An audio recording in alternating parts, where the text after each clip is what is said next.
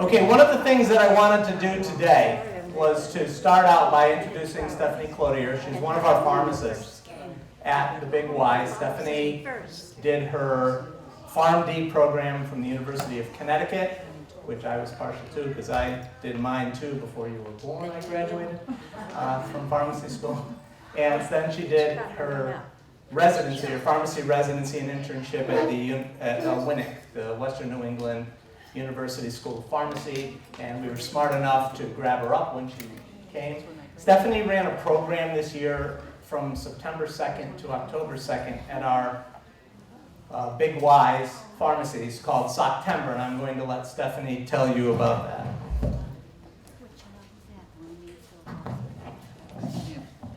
Help me welcoming Stephanie. Thank you. Hi everyone.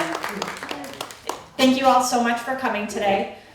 So this year was our third year doing Socktober. So what Socktober is for 3 weeks during the month of September, all 31 of our Big Y pharmacies administer flu shots. And for every flu shot they administer during those 3 weeks, Big Y will match it with a pair of socks. So Eddie's pharmacy in Walpole administered about 180 flu shots during those 3 weeks. So we gave them 180 pairs of socks.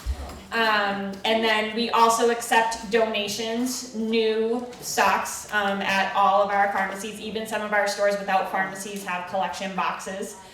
So Eddie's team collected about 50-ish pairs of socks. So they are donating over 200 pairs of socks to the Walpole Food Bank. So great job to them. Huge round of applause. And Big Y as a company, we collected over 6,500 pairs of socks for the homeless in our community. And socks are so important because it's actually the most wanted and needed item of clothing for the homeless, but it's the least donated. So we are, Big Y is proud to be able to give this very needed item of clothing to our homeless in our communities. Thank you, Stephanie.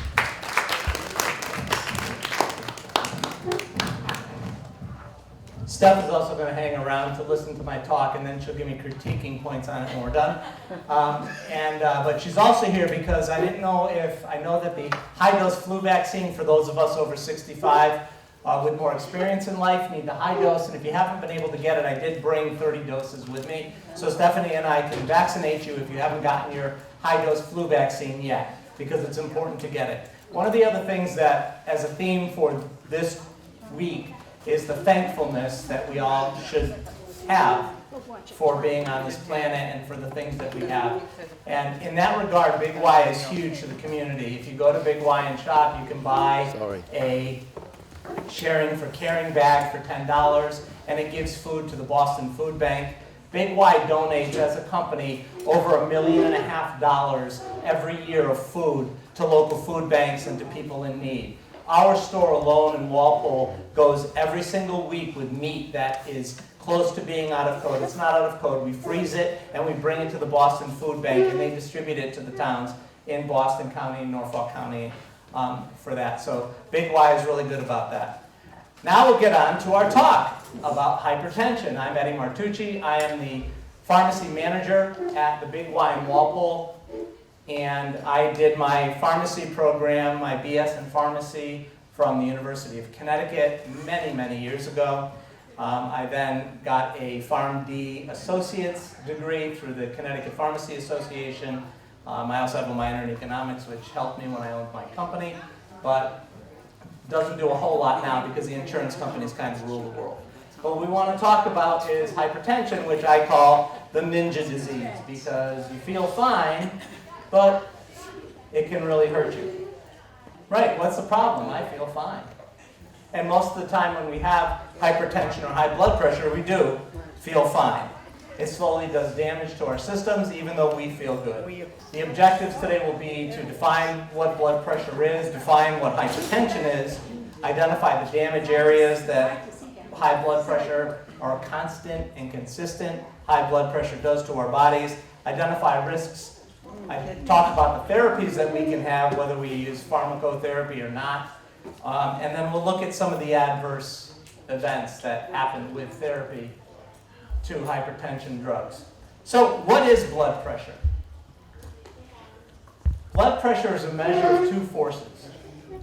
The first force is called the systolic. That's when the blood pumps out of the heart, and that's the top number when we get our reading. Whenever we get a reading for blood pressure, we have a top number and a bottom number. So it stands to reason that the second part of the definition is the diastolic. That's the bottom number. That's when the heart is at rest in between beats. If we were textbook perfect, we would be 120 over 80, and they've adjusted that for those of us with more experience in life to go to 130 over 80. Let's count the categories with this Sesame Street guy about the different blood pressure categories. We have normal, elevated, stage 1, 2, 3, 4, hypertension, and then hypertensive crisis. And if you ever have anybody with hypertensive crisis and you do their blood pressure, they should go see the emergency room right away. These are what the different numbers are based on the American Academy of Medicine as to what they want the stages to be. With our top numbers starting at 139 to 89 would be your stage 1, and so on, to go higher. Again, the problem is that you don't feel bad when you have high blood pressure, but it is doing damage to our systems. What kind of damage can it do? It can bring us down just like they bring down buildings. Consistent high blood pressure causes friction inside the veins and arteries, and it causes stretching of those, and it causes little tears, which you can see by the arrow that's pointed here. And what happens with those tears in our vessels, our blood vessels, is the really bad cholesterol guys, the LDLs, they bind to that, they build plaques, they're called atherosclerotic plaques in there, and that impedes how the blood flows through those vessels. You can see the presentation that they have here, the representation of how each side has some plaques built up, fatty plaques on there. And by causing a narrower vessel for the blood to flow through, the pressure goes up. It would be like us putting our thumb on the hose when we turn the hose on. You can see how fast that water comes out when you want to water your plants nicely. You don't put your thumb on there, but when the dog decides he wants to get into your vegetable garden, you give it a nice little squirt and get rid of them. The primary harm that's caused by high blood pressure is the increased workload on the heart and on our blood vessels, and it makes us less efficient. We have to work harder to get the blood out to the rest of our periphery. We need the blood to flow to our fingers and our toes, to our organs, to get blood, oxygen, nutrients, all to those areas so that we can function as human beings. And it makes our heart tired. Has to work super hard, so he doesn't feel so very good. I'm going to reiterate that it's the silent killer, the ninja disease, because it's really, really important to understand that if you have consistent and constant high pressure in your system, you're doing damage to your body's systems. Some of the things that it can cause are stroke, vision loss, heart failure and heart attack, kidney disease, circulatory dysfunctions, and sexual dysfunctions. All of those can be linked to high blood pressure. The definition of a stroke is that it's an ischemic event. Now, all that means is that you're not getting blood flow to an area. I have to use big words every now and then because I went to pharmacy school, so they make us use big words. I'm going to use acronyms too because we love acronyms in pharmacy.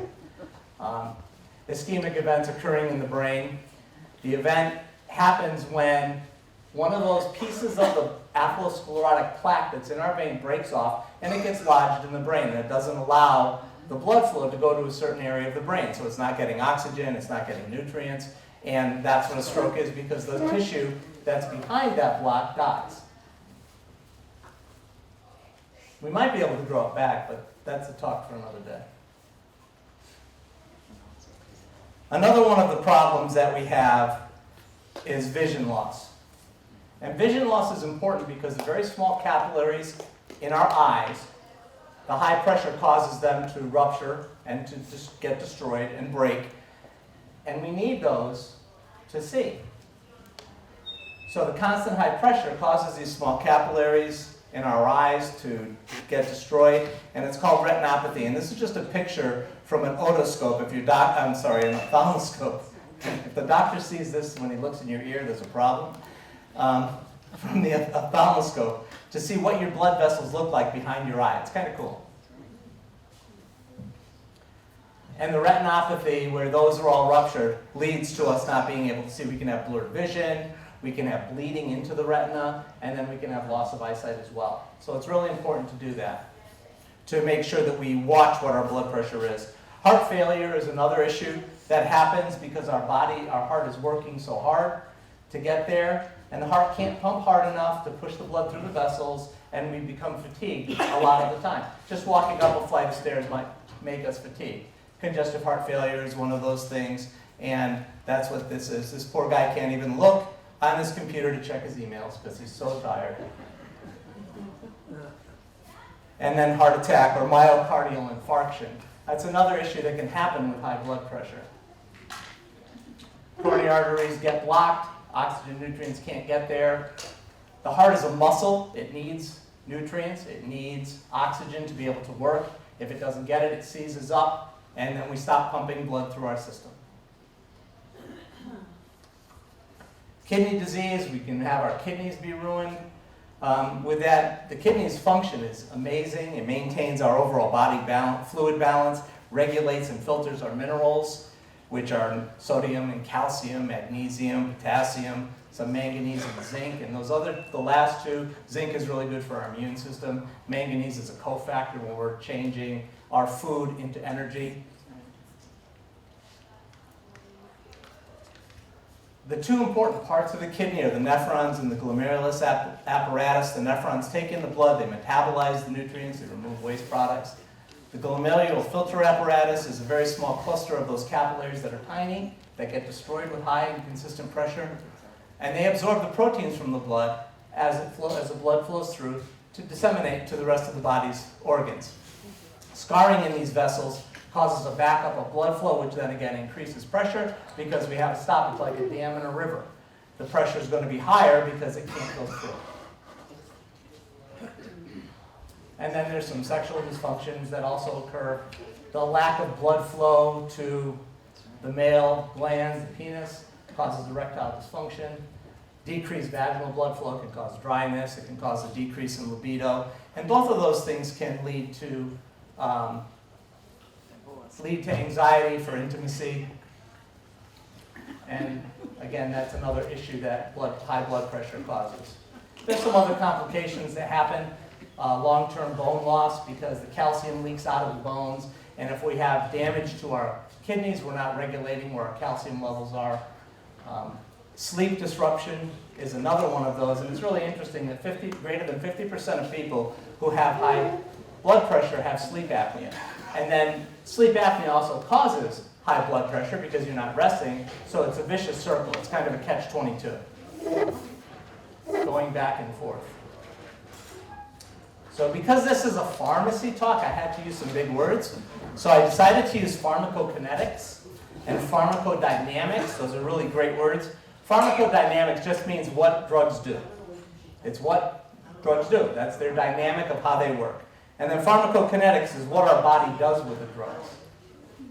And our body does these 5 things with the drugs. When I went to school many years ago, and I don't know if that's the acronym they used for you, we used CADME because it was kinetics, absorption, distribution, metabolism, excretion. Since then, they've added B for bioavailability. I was getting to that stuff. I was getting there. To bioavailability. So it's how the drug is absorbed in our system. Our volume of distribution depends on how big we are. If we have a good fluid balance as to whether the drug is going to get to where it needs to go. Bioavailability has to do, is it available for the drug? It's like protein binding and things like that. Many drugs that are highly protein bound, only the free part of the drug, that which is not protein bound, is used for an action. A good example of that is warfarin.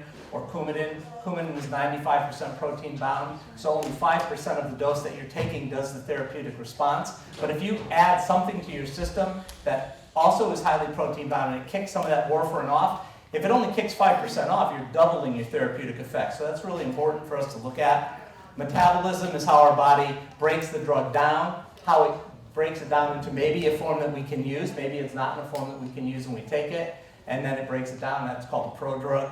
And then to excretion, how our body removes it, either through the liver or the kidneys. So since I used all my big words now, we'll just talk about therapy of hypertension. The first therapy should really be non-pharmacotherapy. It should be lifestyle changes. I could put you on the spot. You know what that structure is? The structure I chose to do for pharmacotherapy is Losartan because it was all recalled because of the contaminations they had in India. I know, it's a sick sense of humor stuff, sorry. So lifestyle changes are the best things to do. Decrease our salt intake, our dietary salt intake. Develop an exercise routine.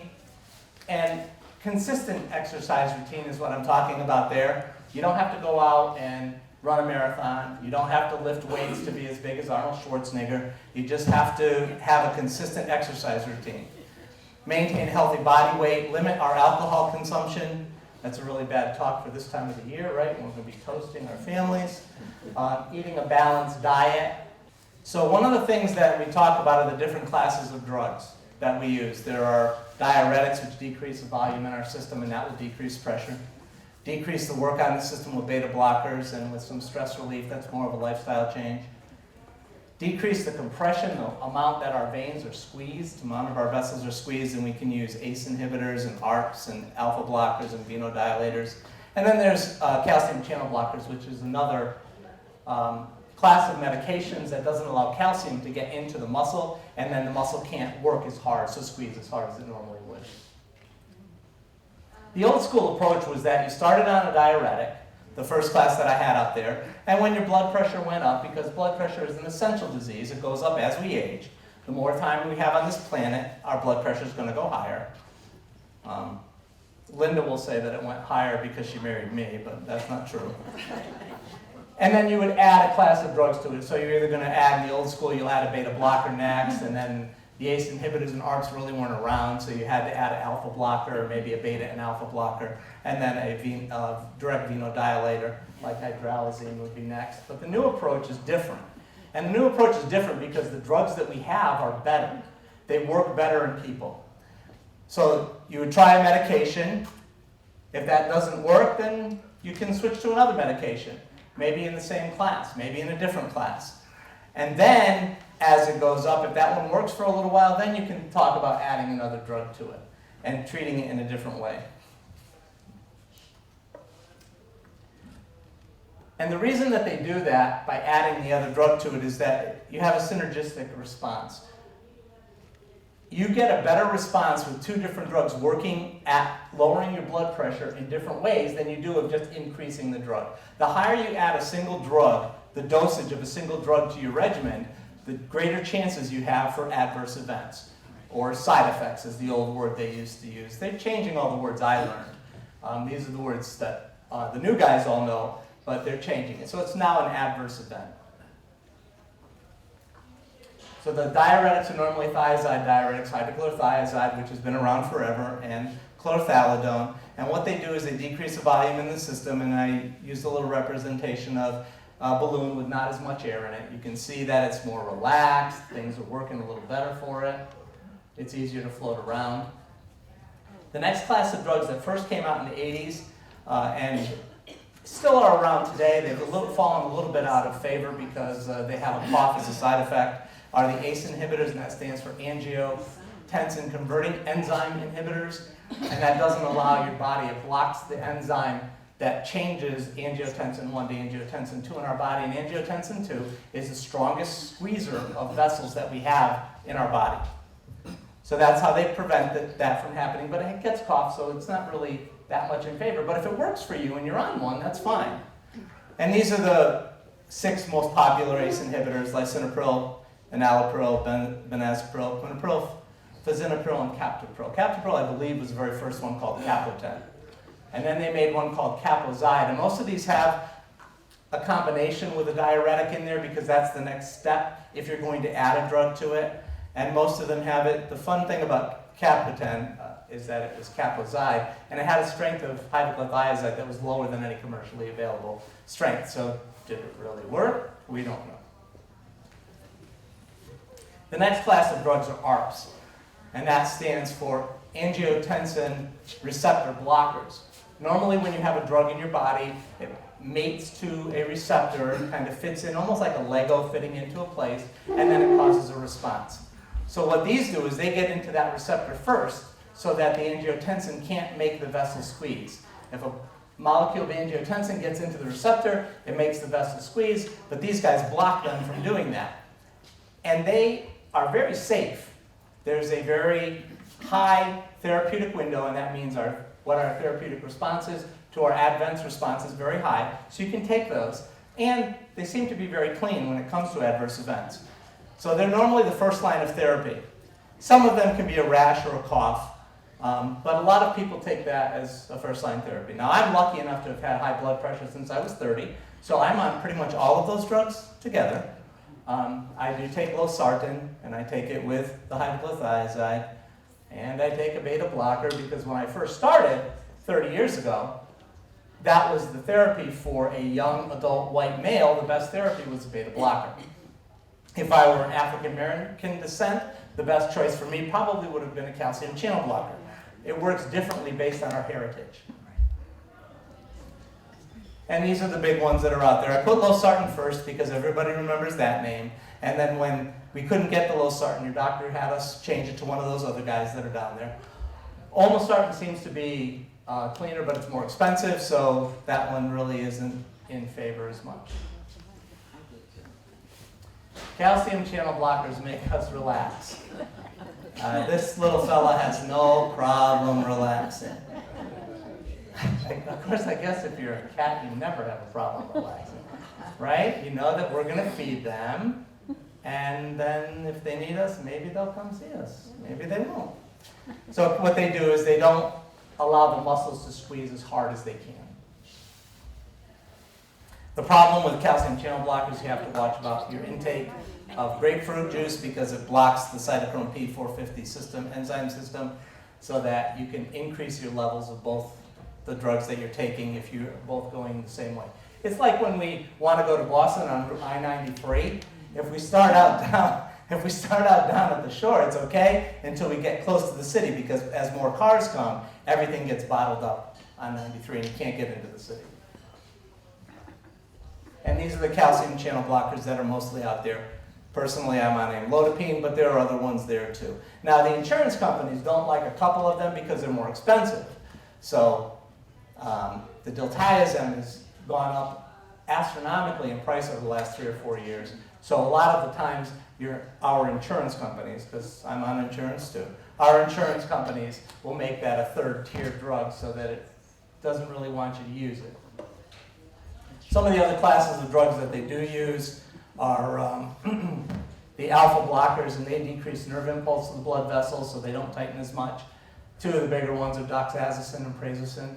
Beta blockers, as we talked about, atenolol. Propranolol was one of the first ones. The problem with propranolol is that it got into our blood-brain barrier, caused side effects, adverse events. Metoprolol is another one that they use a lot of, and that one's really good if you've had a myocardial infarction. It helps prevent a secondary myocardial infarction, so a lot of people who have heart issues are on metoprolol as their beta blocker. And hydralazine, which is a drug vasodilator. Some of the risk factors that we have: by living long enough, we are at risk of getting high blood pressure. If we're of African heritage, if our family history shows a lot of high blood pressure in it, then we can have it. Obesity or overweightness, low physical activity, and it's not enough just to change the clicker on the TV. So 40 years ago, when you had to get up and change the channel, maybe that was better to sit and watch TV. Smoking. If you smoke, you have a chance of high blood pressure. Added salt to your diet. Too much alcohol intake, stress, and chronic conditions like kidney disease, diabetes, and sleep apnea. And again, we talked that both the kidney disease and the sleep apnea are kind of a cyclical thing with high blood pressure because high blood pressure causes those, but if you have those already, it causes your blood pressure to go up. So your doctor's probably going to be more aggressive in treating your hypertension. So the largest reason that people stop their medications is the medications, the adverse events, make you feel worse than you did when you had high blood pressure. So that's one of the issues that pharmacy and healthcare has to deal with in making sure we have a drug therapy. So it's really important for you to talk to your doctor. If your doctor starts you on a medication and you just don't feel right, I'm going to tell them. They're not going to yell at you. They're not going to say, well, you have to take it, I don't care. But my feet are turning green. Doesn't matter. You have to talk to your doctor. Let them know what's going on. They want to know what's going on. That also helps them. Most doctors prescribe only 40 or 50 drugs in their whole lifetime. And the reason they do that is that they know how it works in the people that they see. So for me, back in Connecticut, when I first started with high blood pressure, my doctor liked Losartan or Benicar because he knows that's what he used a lot. He knows what it's going to do with people of my age and my class. So that way he knows what's going to happen with it. So talk to him. It helps him, he or she, know what's better. What can I do if I have high blood pressure? Checking your blood pressure often is extremely important. Blood pressure is a dynamic process. It changes all the time. The top number, our systolic number, varies greatly based on how we feel, whether we're rushing around, whether we're angry, whether we're tired. And then the bottom number, the diastolic number, also changes too. Doesn't change as much, but the top number fluctuates a lot. So whenever we go to have our blood pressure done, we should sit for a few minutes, 3 minutes. When we do our testing, we should have our feet flat on the ground, because if we have our legs crossed, we're forcing blood up. Our arms should be where the cuff is, should be about heart level. Those are things that we should do. We have a machine called Pharmasmart that you can get a free card that measures all this. The machine downloads to the internet every 15 minutes, and you can keep a record of it. I've been doing it since 2012, since we've had these machines, and a month before I go to my regular annual visit, I just go on the website and I fire off the whole file to my doctor's office from the last year that I've been there. So he can see what's going on. And then he can tell me that, gee, you gained weight here in October, I can see, because your blood pressure went up. And I say, yeah, the food was really good. You can decrease your dietary salt intake, decrease alcohol intake, decrease the stress. And I put the little picture in there about meditation and yoga, because that's phenomenal for you. Yoga is also good for your muscles. I mean, you can work up a sweat doing yoga. Years ago when I was 250 pounds, I did that P90X and I lost a lot of weight, but I couldn't do the yoga disc on it because it was just way too hard. My wife does yoga every day. She's amazing. And then meditation also helps. Biofeedback is something they tried to bring in the 1980s, where you hook yourself up to a little machine and check you could regulate your own blood pressure, your own heart rate, and that was supposed to help. It's just like meditation, but this one gave you a feedback as to how you were doing. Do we have any questions about high blood pressure? I have a question. Yes, ma'am. Please tell me which group Benicar is on, and I'll tell you why. The Department of Defense that I belong to, the Express Script, has approved it until 2099 for me to take. So what do you mean, what group is it in? What group it's in, group? it's an ARB. That's it's an what I thought. angiotensin Right, receptor blocker. right. And it's one of the more expensive ones. Remember I said that? Oh, I As we know. went back. So you had to have your doctor say, this is the one that works for her. Right. We've tried a couple others and failed. That's part of the prior authorization process, which Steph and I on the bench deal with every single day. It's a wonderful, wonderful process dealing with insurance companies. Right.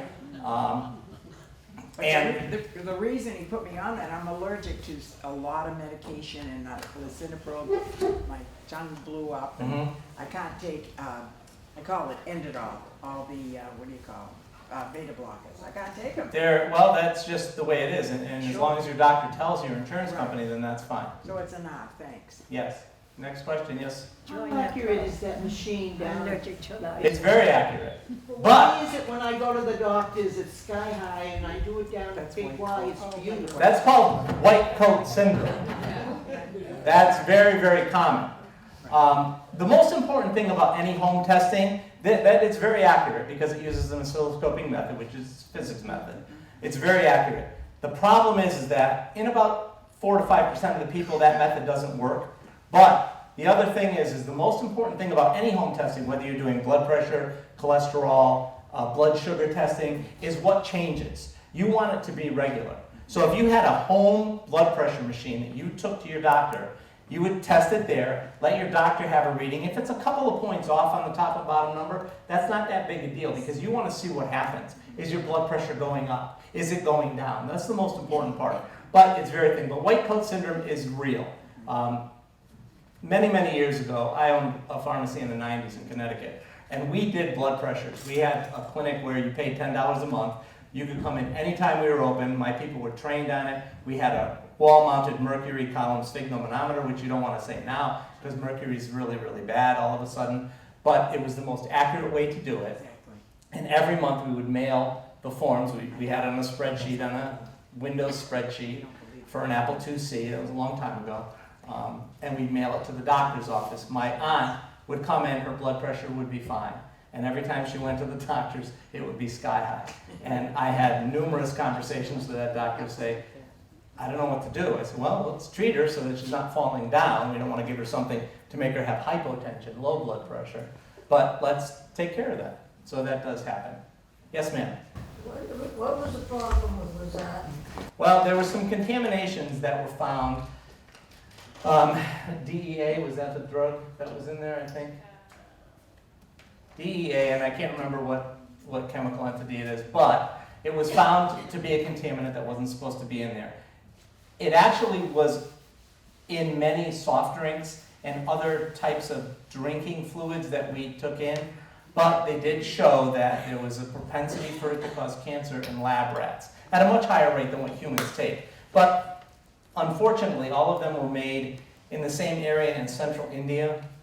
So in India, you used to have really great quality control until the Losartan debacle. So that was what the problem was. There was a contamination in it, and they didn't want anybody to be hurt by it, so they pulled it off the market. We're still getting it.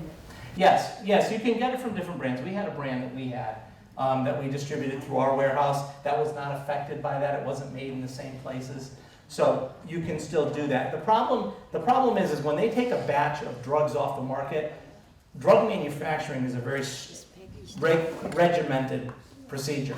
So if they run short, either because more people are using it or there was a recall of it, they don't just retool their machinery to make it again. If it's scheduled to be made in 2 months, they wait the 2 months before they start producing it again. So your doctor should know whether you should. Well, the doctors can talk to the pharmacies about that. The pharmacy would be the best place, call your pharmacy, to see if that's where it was made. I'm sure that what's in the stores now in all the pharmacies, even the really evil guys like CVS, they're not really evil, they're nice people. Even CVS, I'm sure that what's there is fine. Yes, sir? If you're getting a reading of 104 over 67, Yes? what's the problem? Or is there a problem? Well, I don't think that there would be a problem based on that number specifically. But since everybody's an individual human being and we are machines of our own, is your doctor treating you for that, or is that after treatment? Are you taking anything for blood pressure? That was a home reading. But, It's not usually that low. okay, so why was it low at that time? There could be a couple of different things. Do you take any medication, first of all, for blood pressure? Okay, so let's say we took 2 by mistake. That could lower your blood pressure. Let's say you read a really good book the night before and you had a great night's sleep. That could lower your blood pressure if you took it first thing in the morning. Our blood pressure would be lower in the morning. It normally goes up, just like our temperature, our body temperature starts out lower in the morning and it goes up as we go through our day. So those are reasons. But if it's a one-time thing, there's nothing wrong with that. Now, if it was that way once and then it's 150 over 102, after that might be a problem. The jump is the thing you have to worry about. Yes, sir? You spoke about, you watch in your pharmacy there, you record every month or so, print them out, bring them to the doctor. And I used to in my pharmacy, yeah. Are you recommending us go into your pharmacy and have that done every month? Oh, I'm recommending you would get it. You have to have a computer at home, but yes, you would get a smart card. I'll show you what, I can show you what they look like. I don't think I have it with me. But anyway, you can get a smart card. You come to the pharmacy, you show your big Y silver card, you get the smart card for free, and then you can sit down and show you how to use the machine. But you have to go on the computer to register, and then you would just go on the computer and send that whole file to your doctor. And the smart system wants to be a whole health system. So if you're doing blood sugar testing for diabetes, you can do that too. You can load that on there. If you can load your weights on there, you can do all of that. But if you don't have a problem normally, don't bother with it. You should check your blood pressure periodically, sure. Because that's what tells you you're alive. If you go in and it says you have no blood pressure, then there's something going on. My machine won't tell you that there's no blood pressure. If you got the machine reading, that shows my blood pressure is off someplace. I'm saying, you should check the machine, but that's probably wrong. Only if you're the oligarch of the blood pressure system. Yes, ma'am. What is it in lisinopril, or how does it act? A lot of people swell. Well, that's just their reaction to it. It works in preventing one of the enzymes from making angiotensin 2. One of the biggest adverse event is that it causes a non-productive, dry cough that's just super irritating. And that's just, they don't really know why, it's just what happens. And that happens because it's not a foreign entity. We can get into another conversation about that. Most drugs now are made based on the cause and effect issue, that if you take this drug, it's going to cause an effect.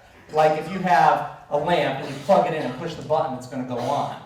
But there are some pretty smart people in the world now that believe that maybe that's not true, for two reasons.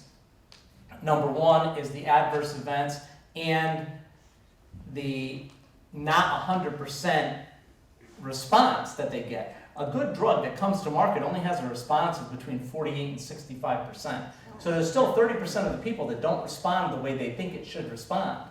And so maybe there's a whole other thing out there that we don't know about. It's like when Isaac Asimov in the 40s wrote his books about watches that you could talk into and about flying cars. Well, we now have cars that drive by themselves. I do not have. I have a regular watch because I only want it to tell time. But I'll bet you. Well, if you come to Big Y, ask Tracy. She can do so many things with her watch. It's outrageous. So those are the way those works. Anything else? Thank you so much, Carrie and your staff. Thank you for coming. I hope you enjoyed your lunch or talk. And what better way to relax than a nice beach scene, right? Thank you so much.